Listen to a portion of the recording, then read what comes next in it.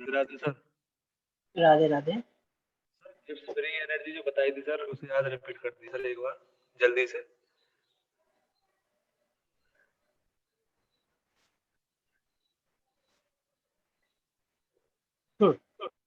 क्या इशू है सर? और आगे आइए सर।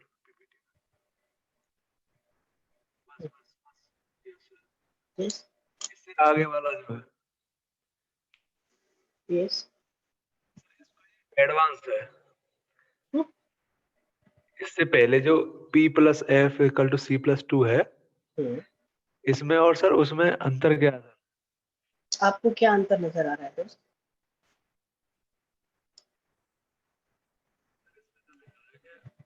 अरे आपकी आवाज जो है बीच बीच में रुक रही है। हाँ, what kind of difference you are able to see, Vishal? Sir ये मॉडिफिकेशन है इसका। Okay, after modification, what changes you are able to see? 2 की जगह 1 आ गया। Okay, so some statement is written just over the equation. Why we are changing 2 in place of why we are changing 1 in place of 2? Yes sir.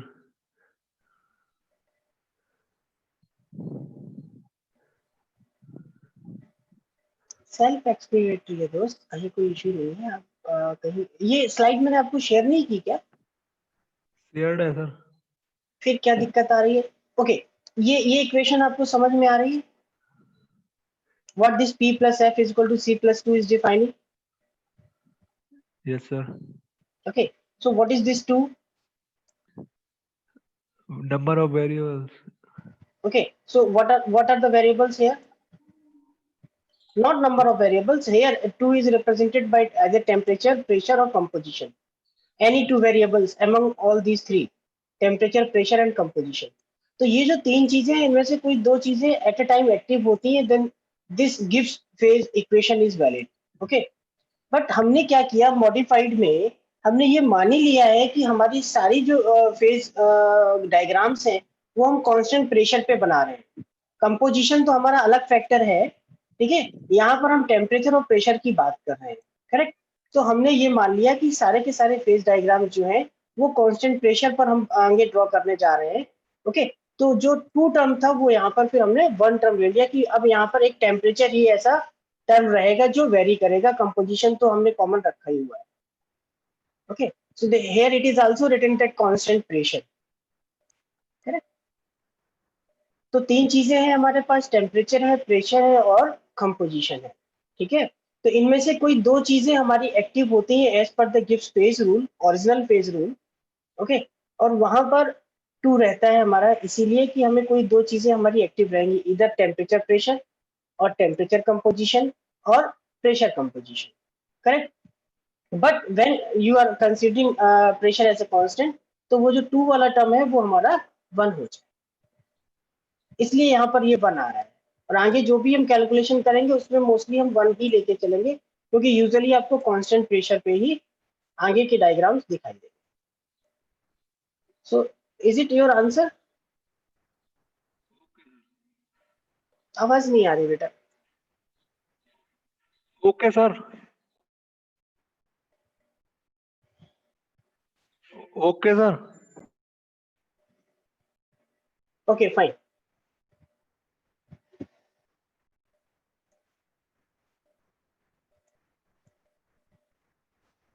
Okay guys, good evening. So today we are going to start some new other topic, just recalling the previous headings what I have taught you in the last lecture. So in the last lecture we have extended discussion of phase diagram, wherein we have taken an example of the copper and nickel, wherein in phase diagram we have explained what is the liquidus line, what is the solidus line, and what is the phase in between liquidus line as well as solidus line. Okay, so later on, what kind of information we can extract from the phase diagram we have gone through. Some basic terminology related to the phase diagram such as system, phase, variables, components, and alloy. These we have gone through. What are the Gibbs rule and modified Gibbs rule we have gone through. Okay, Gibbs free energy in terms of the thermodynamic stability of the phase. These all the things we have gone through. Along with this, we have also discussed about the solid solution and compound formation. Okay, so what kind of mechanism is involving during the solid solution or the compound formation, we have gone through in this, okay, previous lecture. In solid solution, we have gone through with the substitutional solid solution as well as the interstitial solid solution, wherein in the case of the substitutional solid solution, we have studied regular, that is a kind of ordered arrangement, as well as random or disordered. So this kind of explanation of substitutional solid solution in the terms of regular as well as random, we have gone through, and interstitial solid solution we have gone through in the previous lecture. Okay, so now here in today's lecture, we are going to cover another important topic, okay, which is also an extended part of the phase diagram, wherein we can have some kind of application of Gibbs phase rule. Okay, so here we are going to take another important rule, which is known as Hammett-Rothery rule.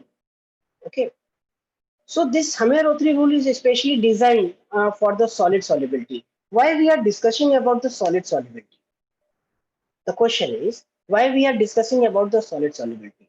Here we are going to discuss solid solubility just because when you are cooling some liquid from some ambient temperature or some its melting temperature to lower temperature, then that liquid will freeze. Okay, will convert into the terms of solid phase.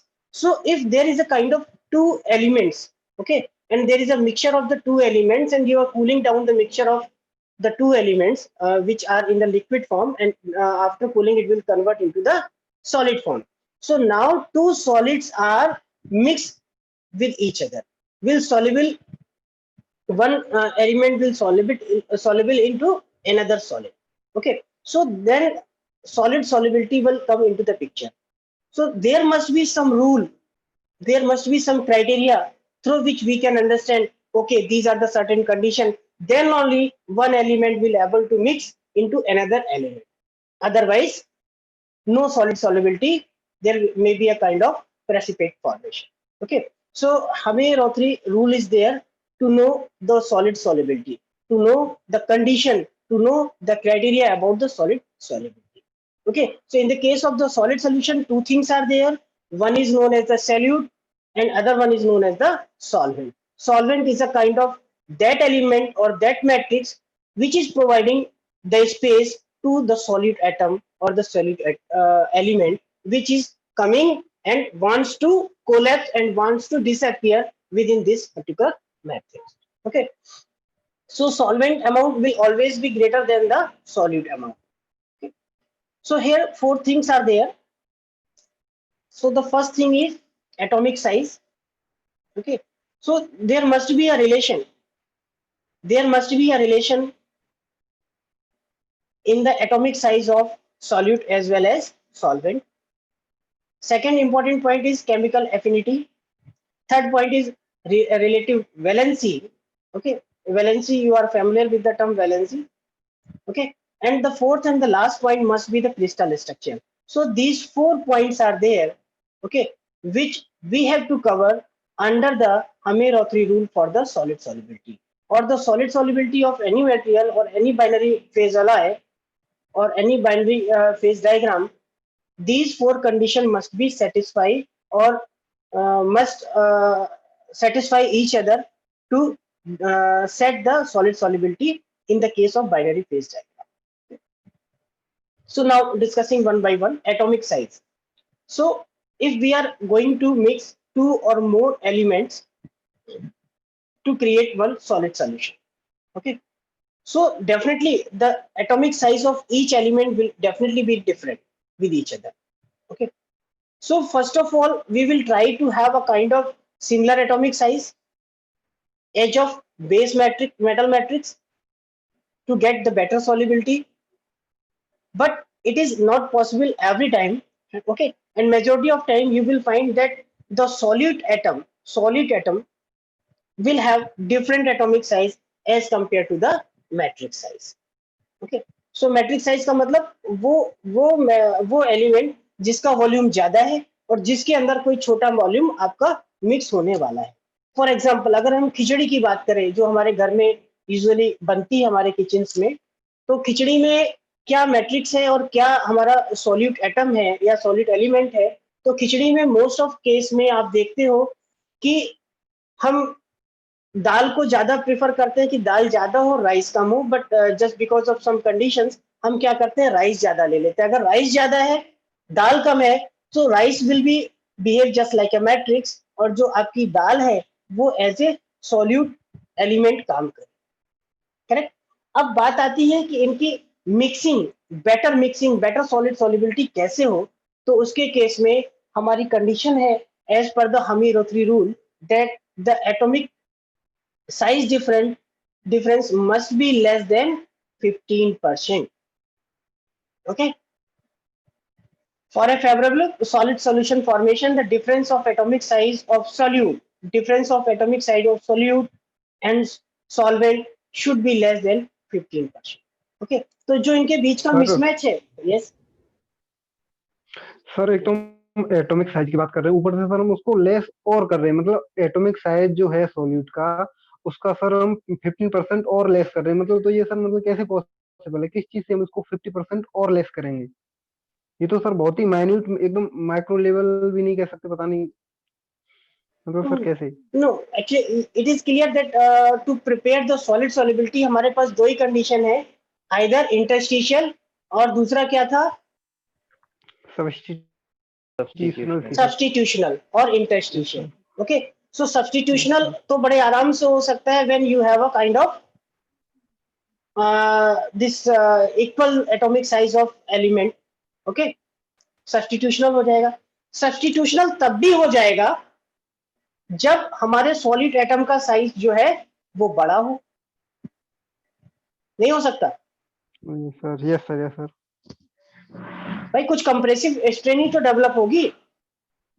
मान लीजिए इसका बिल्कुल size sir. 5 micron है और हमारा 7 micron का element यहाँ आकर फिट हो गया सॉलिड का, तो ये सॉलिड सॉल्युबिलिटी बनाएगा, though there will be a kind of compressive strain at this particular field. Okay, so दोनों के साइज में, सॉल्यूट के साइज में और सॉल्वेंट के साइज में जो डिफरेंस होना चाहिए that will be less than 15%। मतलब जो मिसमैच है, करेक्ट, जो ओके सर, मिसमैच है ओके वो ओके सर। 15% से ज्यादा का नहीं होना चाहिए, it must be always less than 15%। Okay sir. ठीक है भाई। हम उस चीज को भी तो देखते हैं, जब दूल्हा दुल्हन की शादी यानी शादी हो रही है तो दूल्हा दुल्हन की जो हाइट है उसको भी थोड़ा सा हम लोग ध्यान रखते हैं कि बहुत ज्यादा हाइट डिफरेंस ना हो। अगर दूल्हा आपका 6 फुट का है तो दुल्हन अप्रोक्सीमेटली 5 फुट की हो जाए या 4.5 फुट की हो जाए या समथिंग ऐसे, एक सर्टेन गैप या सर्टेन रेशियो हम मेंटेन करते हैं। ऐसा नहीं होता है कि 6 फुट के दूल्हे के साथ हम 3 फुट की दुल्हन की शादी करते हैं। Correct. Okay okay sir, I got it. Okay, so there must be a size difference and that size difference must be less than 15%। ये मिसमैच तो चलेगा, बट मोर देन 15% का साइज होगा तो सॉलिड सॉलिबिलिटी नहीं हो पाएगी। और फिर क्या होगा, जो ये साइज डिफरेंस हो रहा है उससे सॉल्यूट अलग बना रहेगा और सॉल्वेंट आपका अलग बना रहेगा और दोनों प्रेसिपिटेट फॉर्म करेंगे, सॉलिड सॉल्यूशन नहीं बनेगा। Okay, another important point is chemical affinity। okay, so element having lower chemical affinity, ये chemical affinity पता है आप लोगों को? No sir. No sir. Okay, ये हम लोगों ने 10+2 में नहीं पढ़ा केमिकल एफिनिटी? सर इसको हिंदी में क्या कहते हैं? हिंदी में तो हमको भी नहीं पता, हमने भी इंग्लिश में ही पढ़ा था। सर मैंने हिंदी में पढ़ा होगा सर। ओके, बता दीजिए सर एक बार, है अभी क्या? हम अपने ये क्वेश्चन आप लोगों के लिए ओपन कर रहे हैं क्योंकि इतना तो बड़ा मुश्किल हो जाएगा। ऐसे तो बहुत सारे टर्म्स है जो आप लोगों को आने चाहिए और नहीं आ रहे हैं। Chemical affinity I can give you some hint। Chemical affinity ये हमारे फिजिक्स में भी हमारे यूज में था, केमिस्ट्री में भी था, जब हम 1sp2 और 2sp2 वगैरह पढ़ते थे।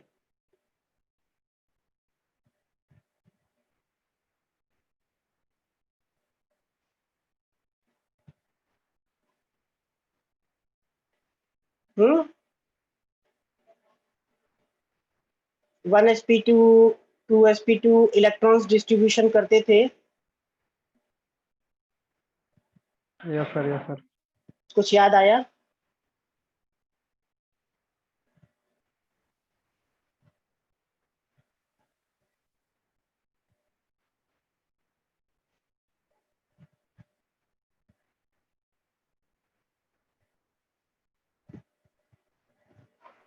क्यों भाई, हम Yes, लोगों ने वो नहीं पढ़ा yes, था sir. क्या, बताइए सर, इलेक्ट्रॉन्स को बताइए सर आगे। है ना, इलेक्ट्रॉन डिस्ट्रीब्यूशन नहीं पढ़ा था क्या दोस्तों? केमिकल एफिनिटी को अगर आप सिंपल वे में समझना चाहें कि ये कितनी रिएक्टिव है किसी दूसरे एलिमेंट के साथ कनेक्ट होने के लिए, है ना, सो यूजुअली केमिकल एफिनिटी को हम लोग इसी तरीके से समझते हैं कि how eager it is to react और to have a chemical reaction with some other kind of element. Okay, so element having lower chemical affinity have greater solid solubility.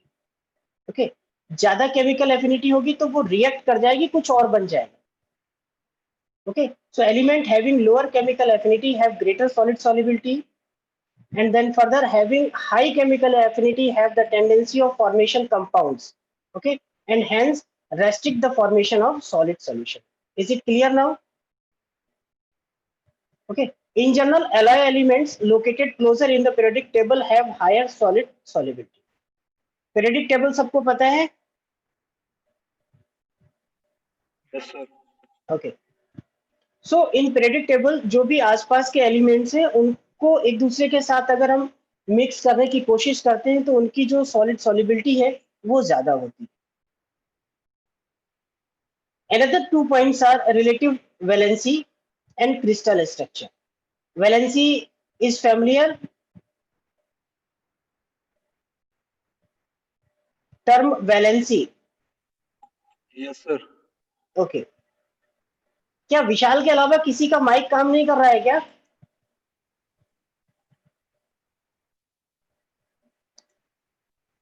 Okay, so relative valency we have to check under the Hammurabi rule to know the solid solubility, okay, of a particular phase diagram or particular phase. Okay, so metal having lower valency have more solubility for metals having higher valency. Hence, for better solubility, the base metal selected should be one that has lower valency as compared to that of alloying element.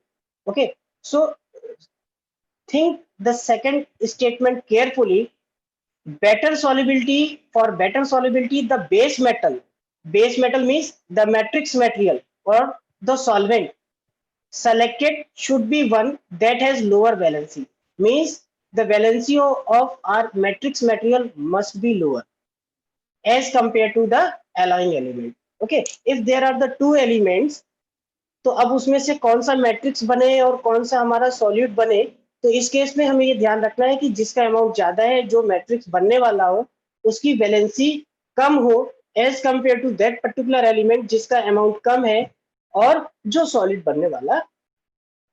Okay, तो दोनों case में हमें ध्यान रखना है कि less amount जो है वो हमें रिकमेंडेड है, चाहे वो रिलेटिव वैलेंसी के केस हो या केमिकल एफिनिटी का केस हो। Okay, now the last one is the crystal structure. Okay, so crystal structure again, अब क्रिस्टल स्ट्रक्चर की बात आती है तो हमें याद करना पड़ेगा क्रिस्टल स्ट्रक्चर क्या होता है। तो हम लोगों ने crystal structure at the start of this subject पढ़े थे। ओके, तो अगर हमारे सिमिलर क्रिस्टल स्ट्रक्चर है तो बहुत अच्छी सॉलिड सॉल्युबिलिटी हमारी बनेगी सिमिलर क्रिस्टल स्ट्रक्चर से, और अगर हमारे डिफरेंट क्रिस्टल स्ट्रक्चर्स होंगे तो सॉलिड सॉल्युबिलिटी लिमिटेड रहेगी। करेक्ट, अगर बीसीसी को बीसीसी से मिलाएंगे, सिंपल क्यूबिक को सिंपल क्यूबिक से मिलाएंगे या क्यूबिक को क्यूबिक से मिलाएंगे तो बहुत अच्छी सॉलिड सॉल्युबिलिटी बनेगी एज कंपेयर टू क्यूबिक को टेट्रागोनल से मिक्स कराने। Okay,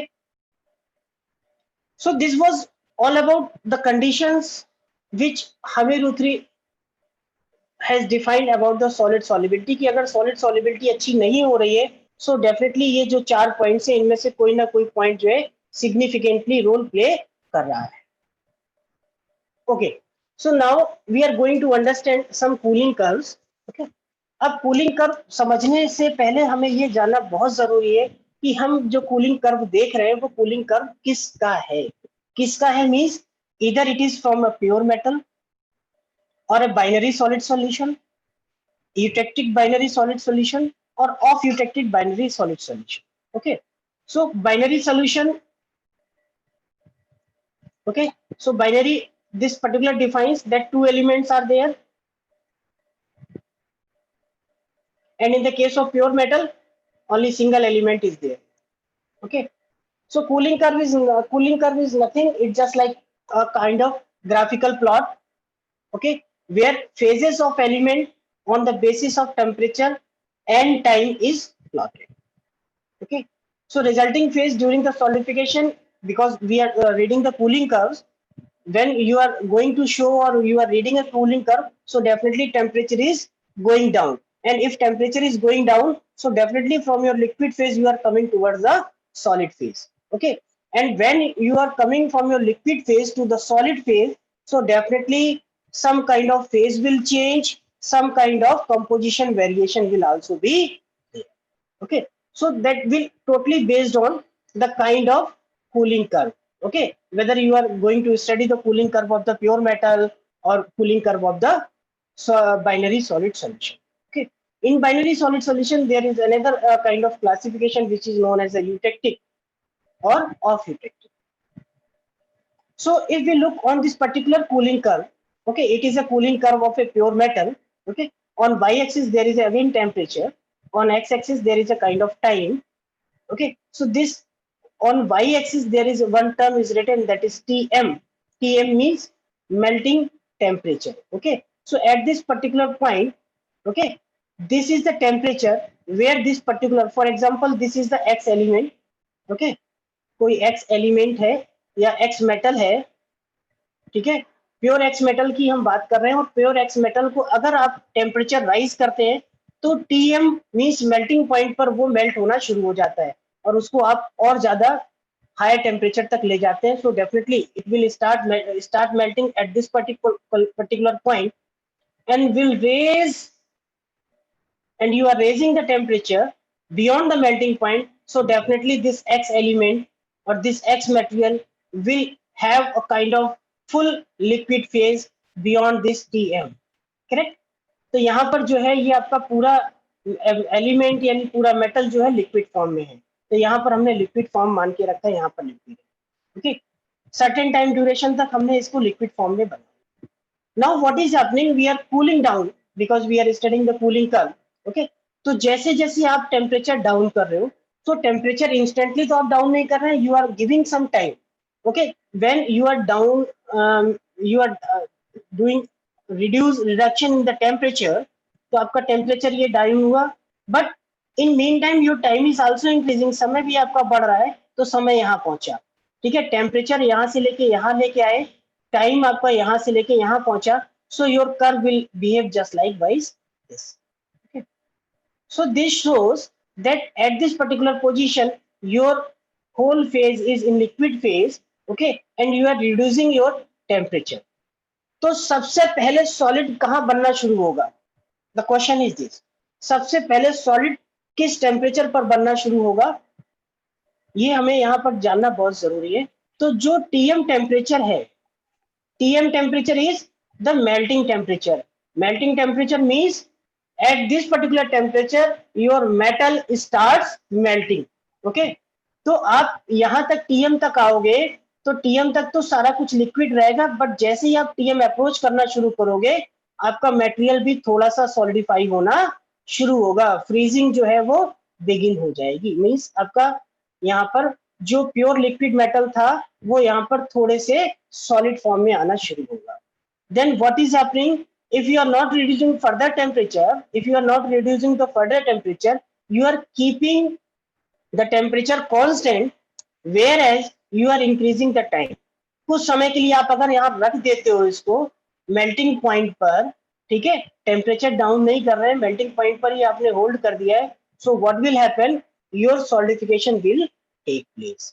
okay, little solidification percentage will increase, but this type of solidification will be known as local solidification or the time given for this particular solidification will be termed as local solidification time.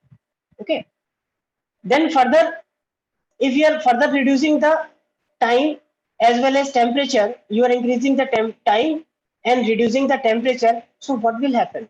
कुछ तो solid particles आपके यहाँ पर बनना शुरू हो गए थे, बन गए थे, अब आप टेम्परेचर और डाउन कर रहे हो, सो व्हाट विल हैपन, आपका और ज्यादा सॉलिडिफिकेशन होना शुरू हो जाएगा, और यहाँ पर आप देखोगे कि यहाँ पर धीरे धीरे आते आते पूरा जो मटेरियल है वो आपका सॉलिड फॉर्म में कन्वर्ट हो चुका है। Full solid you will have eight this particular temperature. ठीक है, यहाँ तक जरूर आपका कुछ लिक्विड पोर्शन हो सकता है, but when you are coming down your temperature, so again liquid जो फेज है वो आपका डिसअपियर होने लगता है और पूरा का पूरा solid phase convert. Okay, so this is a kind of introduction of your cooling curve. Sir yes, sir ये जब लिक्विड फेज में था वहां तो स्ट्रेट लाइन आई और यहाँ पे कर्व आया, ऐसा क्यों सॉलिड फेज में? एक minute,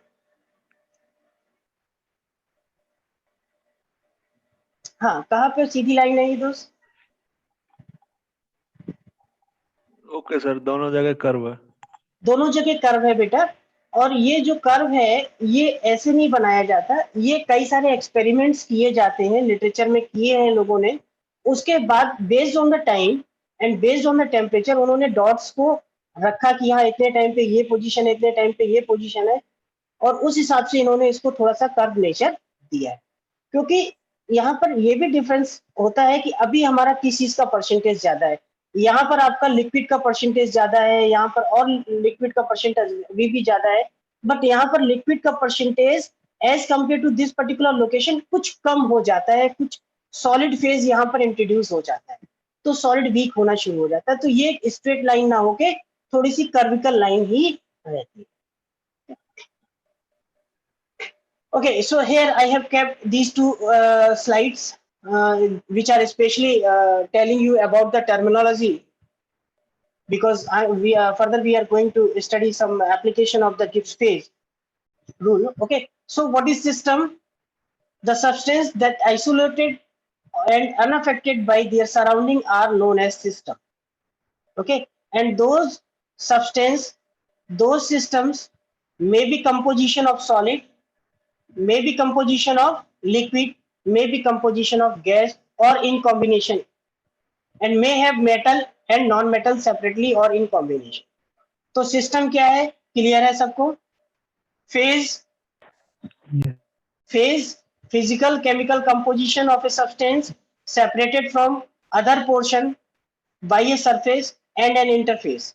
Each portion have different composition and properties. Okay, so phase क्या है ये सबको क्लियर है? Now important one is variable. A particular phase exists under various condition. A particular phase exists under various condition of pressure and temperature and composition. Three things are there. कोई भी phase होगा, solid phase भी होगा, तो solid phase किसी particular composition पे होगा, किसी पर्टिकुलर टेम्परेचर पे होगा, और उसके लिए एक सर्टेन प्रेशर भी होना चाहिए। Okay, so these three things will be there in the case of variable. तो इनको हम लोग वेरिएबल के नाम से जानते हैं। These parameters are known as variables. System क्या है सबको क्लियर हो गया, फेज क्या है सबको क्लियर हो गया, वेरिएबल्स क्या है सबको क्लियर हो गया। Now components, these are the substances, element or chemical compound whose presence is necessary and sufficient to make a system. Liquid बनाना होगा, सॉलिड बनाना होगा, गैस बनानी होगी, या इनके कॉम्बिनेशन में कुछ बनाना होगा, so certainly you will be in need of some elements, some substance और some chemical compounds. ठीक है, तो ये जो substance है, chemical compounds है, या जो elements हैं, ये आपके component कहलाएंगे। Okay, a pure metal is one component system. A pure metal is one component system because it's a pure metal. Pure metal means pure aluminum की अगर हम बात करें तो वहां पर एलिमेंट तो एक ही हुआ ना, aluminium. Okay, nothing. And then when you have a kind of two component, so that kind of system will be known as binary system. Alloy, आप लोगों को सबको पता है कि alloy is a kind of mixture of two or more elements having metallic properties. In the mixture, metal is in the large proportion and the other metal will be in smaller proportion, and that may be a metal or non-metal. Okay.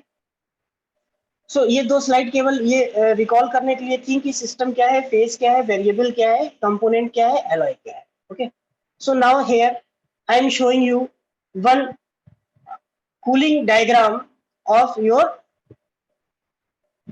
what kind of phase it has.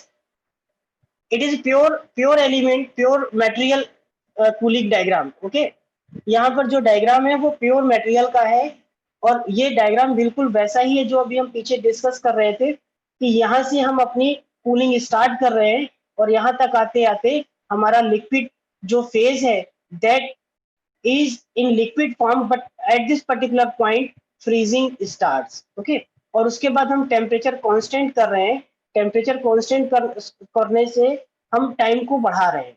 So on keeping your temperature constant and enhancing the time or holding the temperature at particular time duration, so what will happen, वो freezing जो है वो थोड़ी सी और start होके finish होने की condition पर आ जाएगी. ओके, उसके बाद आप देखो यहां से आप क्या कर रहे हो, further you are reducing your temperature. Okay, तो ये जो फ्रीजिंग यहाँ पर कंप्लीट हो गई है, ये कंप्लीट सॉलिड जो है वो आपका रूम टेम्परेचर तक कूल होके आ जाएगा and complete solidification will be there. But remember maximum और almost freezing will take place up to this particular point. Okay, यहाँ पर एक छोटा सा एग्जांपल मैं कोट करना चाहूंगा, I think it will be relevant. किसी ने अपने घर में या हलवाई की दुकान में बर्फी बनते देखा है?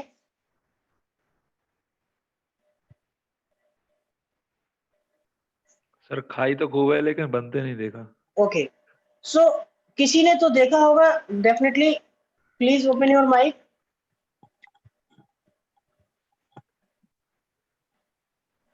ओके,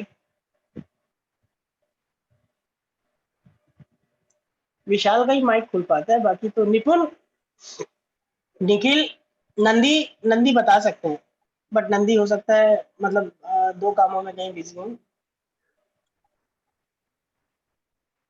सर इस डायग्राम में सर अगर हम टेम्परेचर को यहाँ बी पॉइंट पे कांस्टेंट ना करें तो क्या सर कोई सरफेस डिफेक्ट आने का चांसेस है?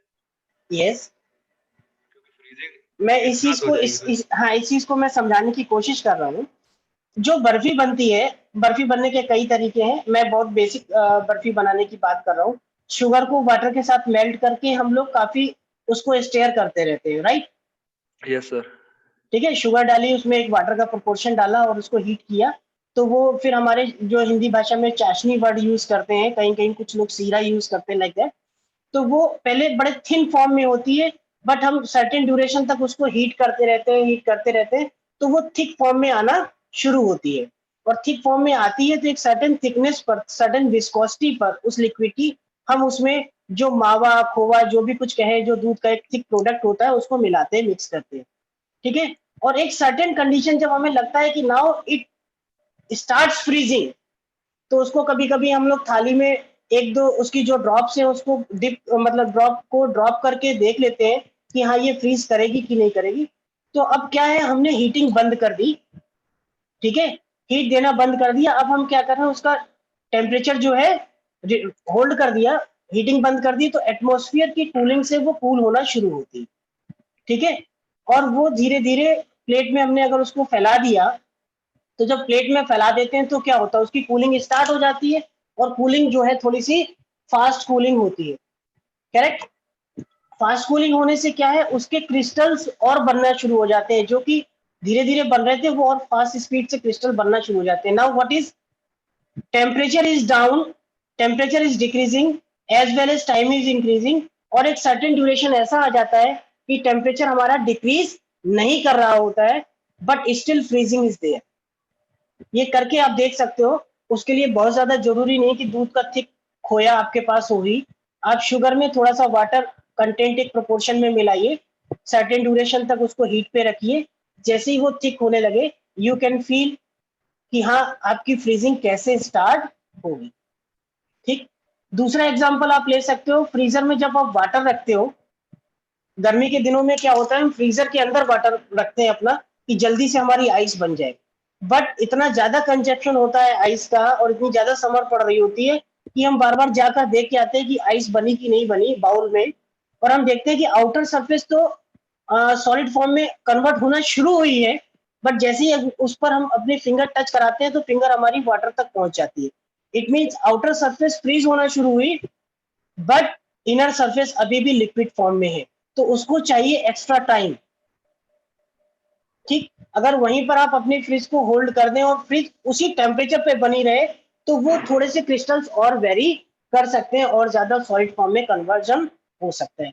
सो finally from A point you are decreasing your temperature and from this B point your freezing will start, though the temperature is constant, okay, but just because of the time duration your freezing will finish at the C point, and from C point again you are decreasing your temperature, also giving some time. So what will happen, your solid structure will be there, okay, at room temperature.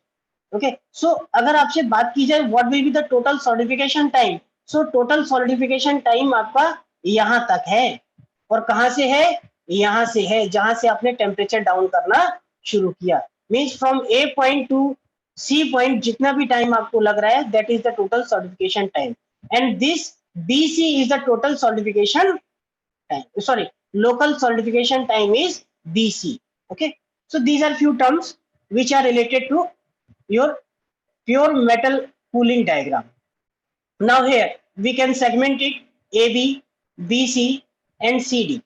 Okay, AB एक अलग condition है, BC एक अलग condition है, CD एक अलग condition है। तो अगर हम AB कंडीशन की बात करें so AB condition is a pure metallic condition, sorry pure liquid condition. At this AB condition what is happening, pure liquid is there. BC condition में क्या है, कुछ लिक्विड है और धीरे धीरे वो सॉलिड फॉर्म में कन्वर्ट हो रहा है, तो लिक्विड भी है और सॉलिड भी है, दो फेज हैं, ठीक है। और इस कंडीशन में देखें तो यहाँ पूरी फ्रीजिंग कंप्लीट हो गई है, so again one phase is there. Okay, तो आप यहाँ देखें रीजन ए बी की अगर हम बात करें so our formula is P plus F is equal to C plus 1। Why 1? Because we are keeping pressure as a constant। Okay, so our Gibbs formula is P plus F is equal to C plus 1। P is phase, P क्या है, मैंने इसीलिए, हाँ okay, P is phase and then what is F? Variable. Okay, तो variable तो usually हमारे पास तीन थे जिनमें कि हम दो वेरिएबल की बात करते हैं। तीन वेरिएबल कौन कौन से हमारे पास, one is composition, other one is temperature and one is pressure. Pressure. Okay, तो प्रेशर तो ऑलरेडी हम कांस्टेंट कर ही चुके हैं, तो अब यहाँ पर केवल एक ही वेरिएबल है because we are dealing with the pure metal. Pure metal means एक ही फेज यहाँ पर हमारा, सॉरी प्योर मेटल की बात कर रहे हैं तो यहाँ पर जो है ये लिक्विड रहेगा, यहाँ पर दोनों आएंगे और यहाँ पर अगेन सॉलिड हो जाएगा। So F1, okay, one variable is there. Okay, तो अगर इस सब वैल्यूज को यहाँ पर आप पुट करें, कंपोनेंट कितने हैं हमारे पास, एक ही है। कंपोनेंट भी एक है तो यहाँ पर भी वन रखा, फेज भी एक ही है। फेज एक है कब, जब आप केवल ए बी की बात कर रहे हो, so 1 plus F plus 1 plus 1। Okay, so finally F will be equal to 1। Okay, so F is 1 means what, जो फ्रीडम है, जो वेरिएबल है वो आपके पास केवल 1 है, उसी को आप मतलब इंक्रीज कर सकते हो और रिड्यूस कर सकते हो। Okay, Okay, in the sir. region of AB you have only one variable and that variable is only the temperature। okay, now further we are moving ahead in the domain of BC। okay, so BC is what, from point B your freezing starts। if your freezing start it means Liquid plus some solid region. liquid is there as well as some solid is there। okay, so up to this B to C position there will be two kind of phases, liquid as well as solid। Solid. so in place of P you will have 2। okay, and you are going to calculate the number of variables, that is F, and component will again be 1 because we are dealing with the pure metal। so what will happen, F will be 0। okay, It means no variable among its temperature, pressure can be varied without changing the liquid plus solid system. Means इस condition पे हमारे पास कोई variable नहीं है, किसी भी variable के साथ हम प्ले नहीं कर सकते. If we are increasing the temperature, तो मेटल जो है वो आपका लिक्विड फेज में चला जाएगा. ओके, और अगर आप इसको रिड्यूस करना चाहते हो, सो व्हाट विल हैपन, आपका तुरंत वो सॉलिड फॉर्म में कन्वर्ट हो जाएगा. Okay, so no variable is there. And in the last case आप यहाँ पर देखें, यहाँ पर C2D क्या है, C2D कंप्लीट सॉलिड फेज है. इसका मतलब फेज आपका 1 होगा. वेरिएबल f आप निकालना चाहते हो, कंपोनेंट आपका 1 है, तो 1 plus f is equal to 1 plus 1, so that will be again 1. तो यहाँ पर फिर से एक चीज आ जाएगी, yes, your variable is 1. Okay, अब ये वेरिएबल क्या है, again here variable is your temperature. Correct? Yes sir. So this way we can calculate the number of variables, या कोई भी एक चीज हमारी अननोन अगर है जो हमें कैलकुलेट करनी, that kind of information we can calculate with the help of Gibbs phase rule. Okay, तो अभी हमने बात की केवल प्योर मेटल की, अभी हमें बात करनी है बाइनरी कूलिंग डायग्राम की. बाइनरी कूलिंग डायग्राम में कंपोजिशन भी एक फैक्टर होगा, टेम्परेचर भी एक फैक्टर होगा, टाइम भी एक फैक्टर होगा. दो we have the pressure as a constant, okay, but still three things will be there: temperature, pressure, as well as time. Okay, so I think that class we will take in the another lecture. I'm stopping this and we'll share this whole slide to you. You can please go through. तो ये जो हमारा point 2 point 3 means binary solid solution, eutectic solid solution और off eutectic solid solution पढ़ने में और पढ़ाने में थोड़ा सा इजी रहेगा. Right guys? सर आप अपलोड कर देना सर. मैं अभी ग्रुप में तो डाल ही दे रहा हूँ, थोड़ा सा टाइम मिलते हैं मैं अपलोड कर दूंगा. Okay sir. सर एक बार वैसे बताए थे, बी और सी जो है, जो टेम्परेचर कांस्टेंट किया हमने, अगर हम उसको टेम्परेचर कांस्टेंट ना करें और सीधे सीधे चले जाएं, तो क्या क्या डिफरेंस आ सकते हैं? अब देखो इसमें क्या है, अब ये आप ऐसे समझ लो, आपकी कोई भी चीज फ्रीज होती है तो उस फ्रोजन उसको करने के लिए, एक कंट्रोल्ड क्रिस्टल स्ट्रक्चर बनाने के लिए आपको टाइम चाहिए. Yes sir. ठीक है, अब आप टेम्परेचर डाउन करते चले जा रहे हो, so what is happening, outer surface का जो सॉलिडिफिकेशन होगा उसको तो एक सफिशिएंट टाइम मिल जाएगा एनर्जी रिलीज करने के लिए. Yes sir. जो आउटर सरफेस के जो ग्रेन्स होंगे वो तो कोर्स ग्रेन बन जाएंगे, आपके बड़े बड़े ग्रेन होंगे. करेक्ट? Yes sir. ये है, मान लीजिए कोई एक पॉट है, ये ऐसे कोई एक पॉट है, इसमें मान लीजिए कोई लिक्विड भरा हुआ है और उसको आप होमोजेनिटी नहीं रहेगी फिर, कह सकते, अभी वहीं पे हम आ जाएंगे ना.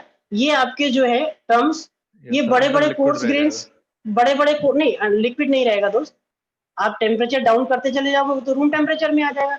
होगा क्या, ये बड़े बड़े जो ग्रेन्स बाहर के बन जाएंगे because they have a sufficient time to release the heat. But जो अंदर का लिक्विड मेटल रहेगा उसको इतना सफिशिएंट टाइम नहीं मिल पाएगा कि वो अपने आप को डेवलप कर पाए. बट फ्रीज तो होगा, तो जो यहाँ का ग्रेन स्ट्रक्चर होगा वो उस तरीके का नहीं होगा जैसा आपका आउटर सरफेस पर आ रहा है. ओके, तो जो यहाँ पर अंदर का स्ट्रक्चर होगा that will be total different as per this wall as well as the inner portion.